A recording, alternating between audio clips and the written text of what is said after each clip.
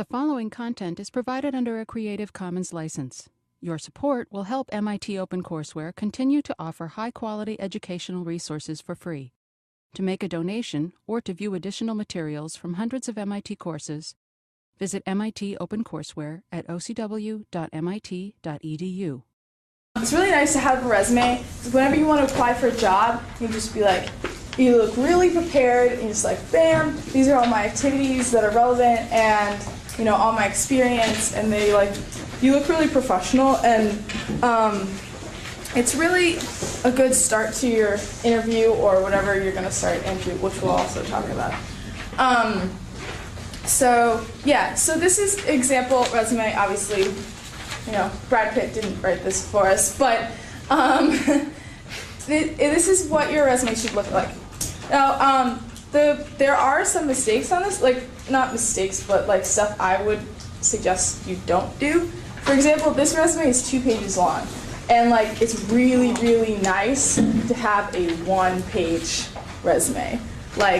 It just makes if you're applying for a job, the job interviewer guy, he will have gotten 50 resumes, and if yours is 2 pages, it's just he doesn't want to read it, So make it 1 page, make it concise. The font's bigger on this, so you could probably make it into 1 page. It's okay to use fonts 10-point font, small fonts, as long as you do a good job of highlighting stuff. So all right, so I wrote up a couple of 6 of really key parts of writing a resume, and after this we'll go around and try to help you guys start on your resume. Okay, yeah, right. First, make it 1 page. Really key, 1 page. It's nice, concise. Put it in an outline format. So you're going to have at the top, if you look at the Brad Pitt sheet, you're going to have your contact information. So because you want, really obvious. And then you're going to have there's some basic categories. You're going to have your objectives. So this will change depending on what job you're applying for. This resume is also really useful for applying to college. Now they're not going to ask you for a resume, but they will ask you to summarize your activities and stuff. So it's nice to have, even for yourself, to have this, and you can look back and you're oh yeah, I did all these things, and look how cool I am. So yeah. Okay, so the categories you want to have are, I can write them. You're going to have objective, and then education,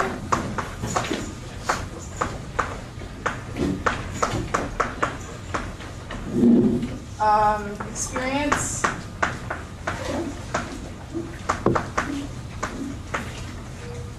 and then you can have activities,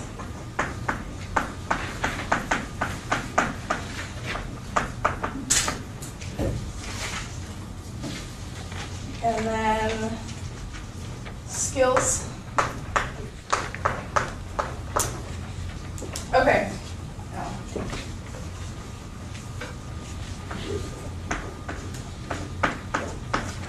So yeah. So this today's session is going to be a little different. We will do some small group discussion, but today's we're trying to really give you some skills that you can to start off. So from LTI's perspective, if you have a good idea that you think you're I really want to start this student group to promote such and such, it's really good to talk, when you're talking to adults, they think you're kids, right? And we are kids, but we're smart, right? And we can know what we're doing, and we can be professional about it.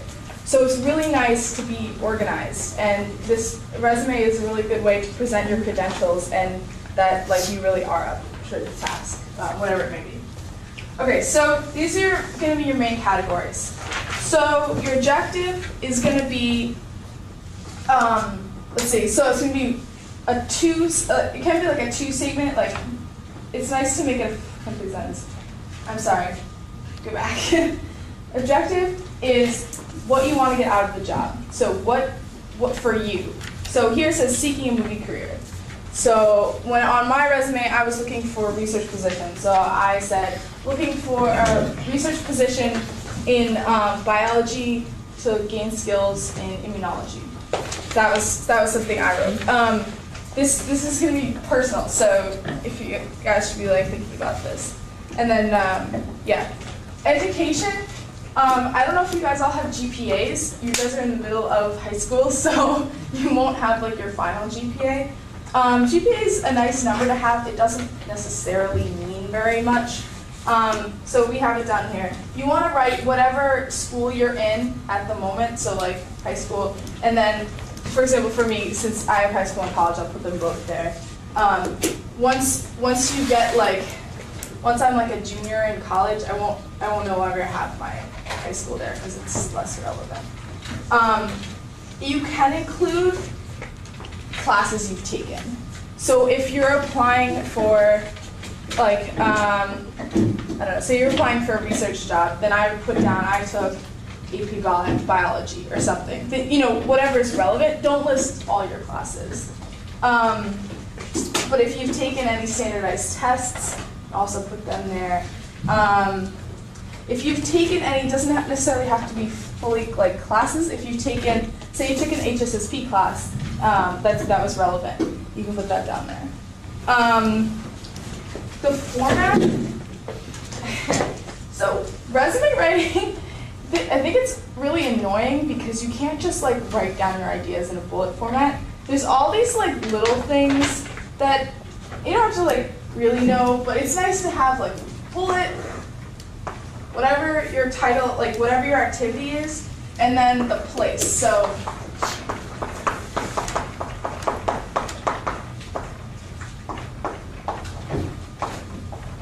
and then, oh, you're gonna have activity, sorry.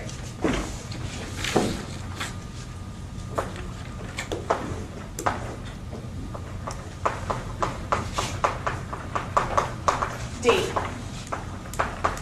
place, okay? Because it is important, like, you could be like, oh, I took this really great class, but I took it 3 years ago. It's a little different, you know? So that's important. Or I took it last year, so that'd be good. Okay, so that's objective. You won't have this for objective. This is for education. And then, all right, experience. This is going to be the bulk of your resume. And sorry to talk at you right now. There's just a lot of information. So experience. So if we go back up here, you want to include relevant experience and accomplishments. This could be previous jobs, previous activities, clubs you've been in, any leadership positions you've had, anything that you think is important to your development as a person and will be important to your skills and your contribution to whatever you're applying for. So the way you write these statements is you're going to write a PAR statement. This is project, action, result.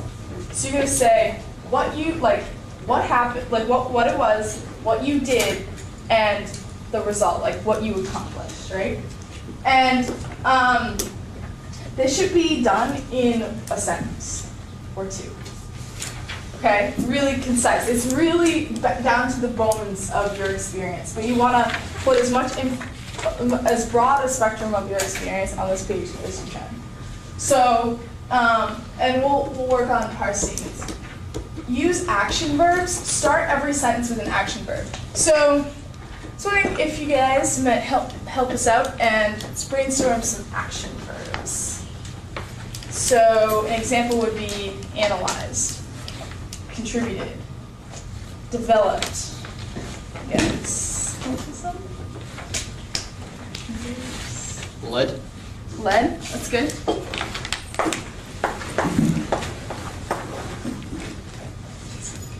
Anybody else? LED. Past tense would be LED.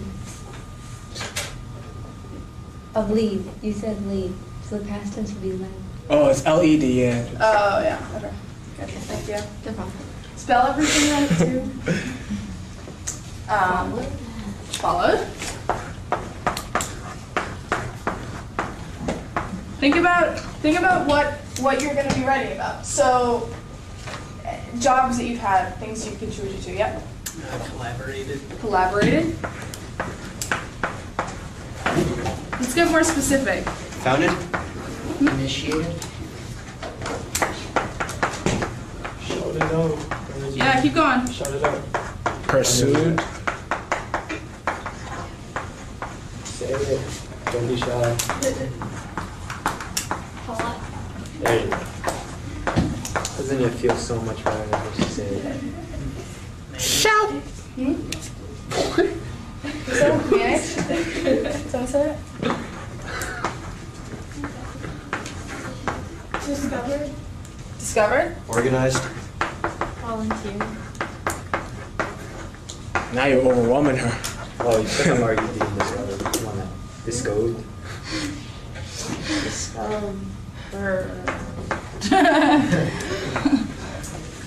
I heard volunteer. Volunteered. That's good. Depending on what you're applying for, you can have an entire volunteering community service section if it's applicable. Anything else? This is good. It's a good list. Okay. Yeah, so you're going to start your sentence with it. No, okay, just scratch it. Okay, so that's experience. So you should have like, I don't know, 6 to 8 activities, but I mean as many as we have. Then, okay, activities, this can be more, so like, say you have like work experience and stuff, you put it here. Activities is more like events you've participated in, or like clubs you've been in. It doesn't have to be necessarily like very like applicable. This, you can put hobbies in here. Employers and anyone you're working with likes to see that you have other interests. You're involved in other things. Well-rounded. Well-rounded is the buzzword of the day. So, like for example, for me, we'll just keep going with the fact that say I'm applying for a science job, then I could put in here I play lacrosse, which is not particularly relevant, you would think, but it just shows that I'm active, I'm part of a team. You could also put, I'm taking an art class. You could put just things you're interested in.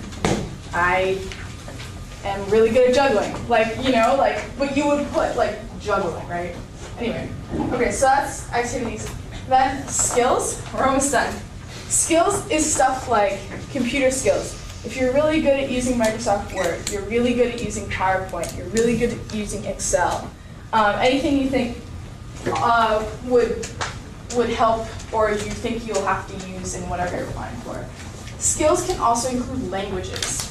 Languages are important. If you are fluent in any languages, please, please, please put it on your resume. It looks really good. Also, if you, one last thing, if you've traveled a lot, you can also put that on your resume under experience or activities, probably activities, and to what countries you've traveled to. Other more skills. Yeah. So anyway, stuff like that.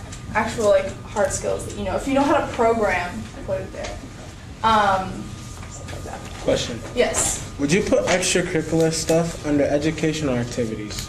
I would put it under activities.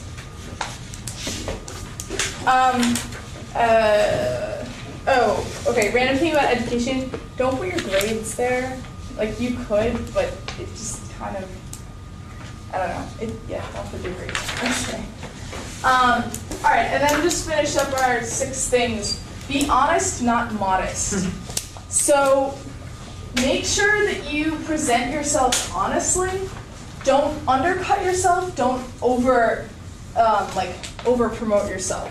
So don't use like words like exceeded or achieved excellence in something. You know, like you know, you don't want to seem like arrogant, full of yourself. That being said, this is a piece of paper that's supposed to sell you. Now, don't like to think of ourselves as like pieces of meat. We are in a biological sense. Anyway, Anyway, you want to put yourself in a very good light. You want someone to be able to read this piece of paper before they even meet you and be like, wow, I'd really like to meet this person. I think this person would really be good for whatever you're applying for. Last, but certainly not least, please proofread your resume. Nothing looks worse than when you misspell your name. You know, I mean, you misspell like some regular word, okay? Like, please proofread it, have a parent proofread it, have a friend proofread it. Really, really important. Okay, this stuff's, now for the really boring stuff. Formatting, you really can do whatever you want. Just make sure it's kind of bullet, your headings like objective education, they're like obvious. You don't have to underline it, just bold it. Yes, you can use bolding, italicizing liberally to stuff.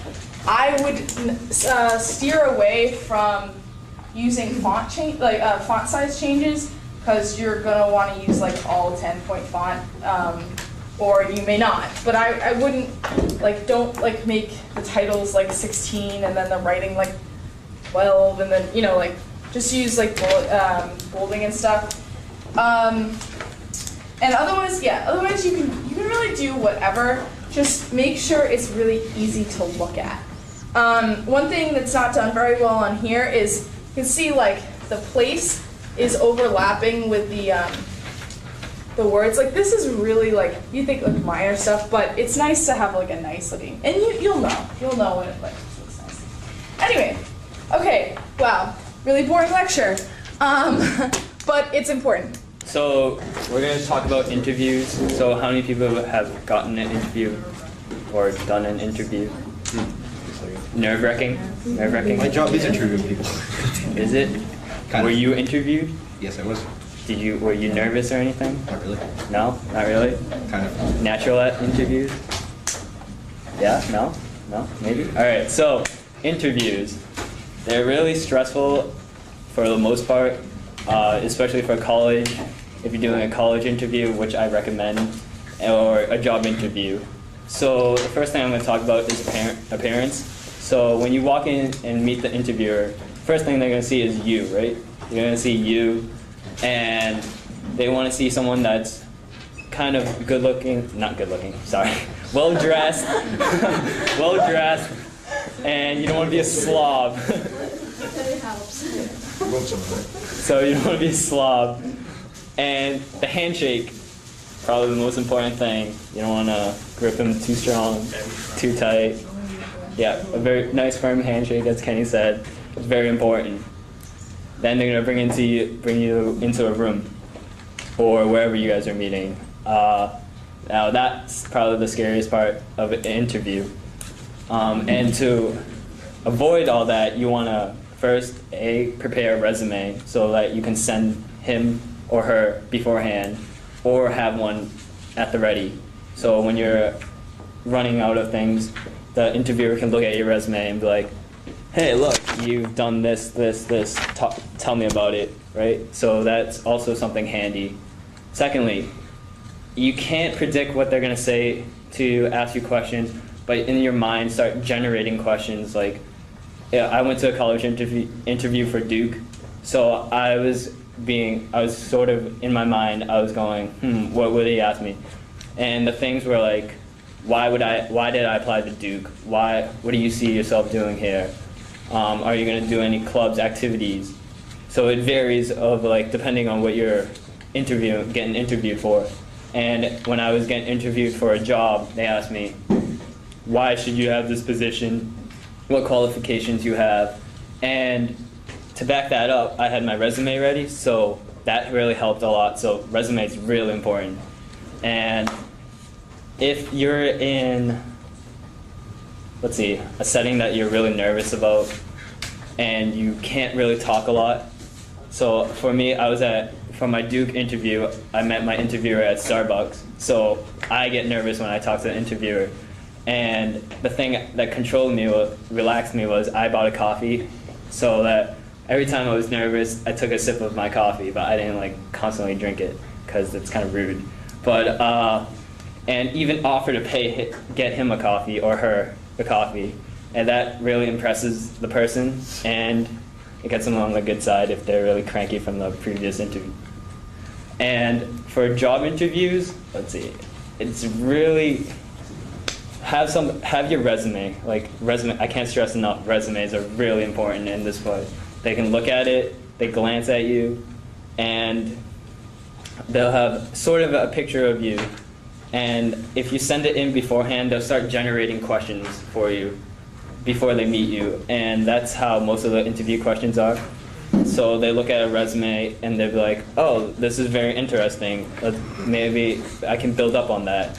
And for the person, as you're replying to the questions, if you really don't know the answer to it, just take a minute, think about it through, and then go on. Don't be like, well, I really don't know. That's not the answer they want to hear. They want to hear like a full out, thought out answer.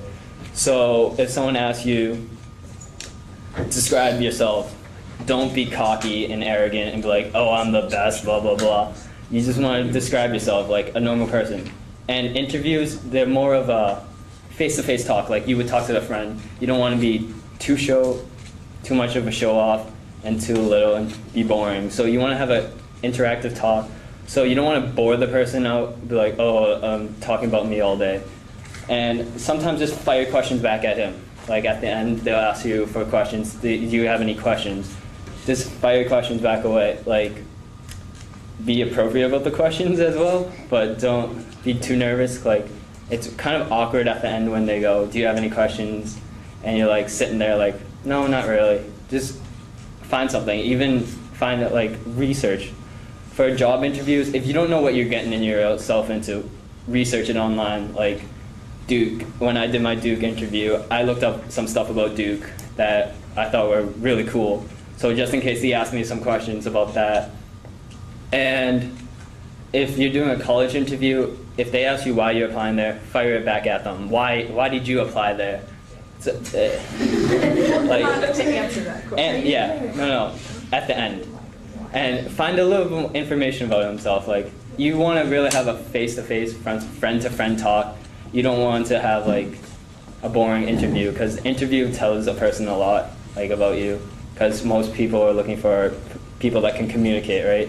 So communication's a big thing, and interviews are some way to help yourself communicate and know that you can communicate with a customer or whatever you're applying for. And also, interviews are also another step from your build up from your resume. Once again, it's really important. Because your resume only states a little bit about yourself, whereas interview I like personally because you can build off of your resume, explain a little bit more, expand a little bit more, and that will get the interviewer impressed. And at the end, thank the person for the time. And even if you didn't get the job, or if you got the job, or if you didn't get into the school, or you got into the school, send them a little thank you card, or email them back, but preferably send them a thank you card. Like, mail it out to the person interviewing you, and that tells the person that you're like really respectful and so forth. So that's interviewing in a nutshell.